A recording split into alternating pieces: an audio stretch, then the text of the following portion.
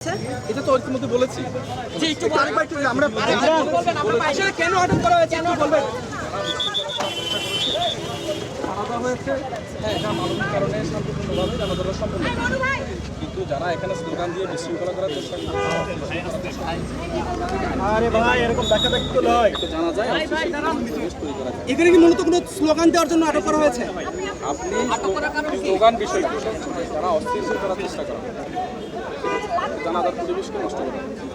আচ্ছা দুজন ব্যক্তিকে ধরা হয়েছে তারা শুধু নামাজ পড়তে এসেছে বলেছিল তাদেরকে কেন ধরা হয়েছে? অপরাধ ব্যক্তিকে আমরা প্রসিড করবো না যারা অপরাধ তাদের তারা তো বলেছে তারা কোনো স্লোগান দেয়নি নামাজ পড়তে এসেছিল তারপরে তো তাদেরকে আমরা কাছে আমাদের কাছে আপনাদের ভাই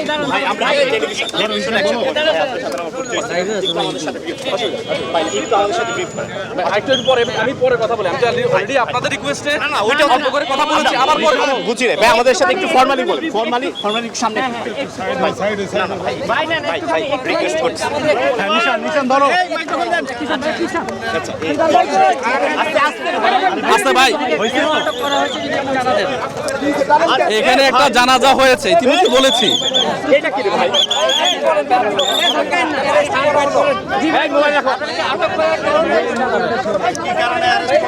আচ্ছা আমি বলতেছি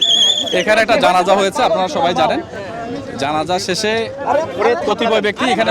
বিশৃঙ্খলা করার চেষ্টা করেছিল আমরা তাদেরকে বিশৃঙ্খলা দমনের নিমিত্তে আমরা তাদেরকে গ্রেপ্তার করেছি।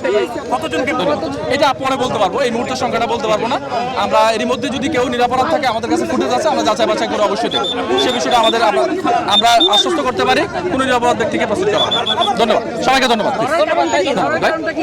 জি আপনাকে আমি কতবার বলবো ভাই এখানে একটা জানাজা হয়েছে শান্তিপূর্ণভাবে জানাজাটি শেষ হওয়ার পরপরই কতিপয় ব্যক্তি বিশৃঙ্খলা করার চেষ্টা করেছে তারা স্লোগান দিয়েছে তারা স্লোগান দিয়ে পথ আটকে বিশৃঙ্খলা করার চেষ্টা করেছে আমরা সেটা বিশৃঙ্খলা নিয়ন্ত্রণে পুলিশ ব্যবস্থা করে তাদেরকে আমরা গ্রেপ্তার করেছি ধন্যবাদ ধন্যবাদ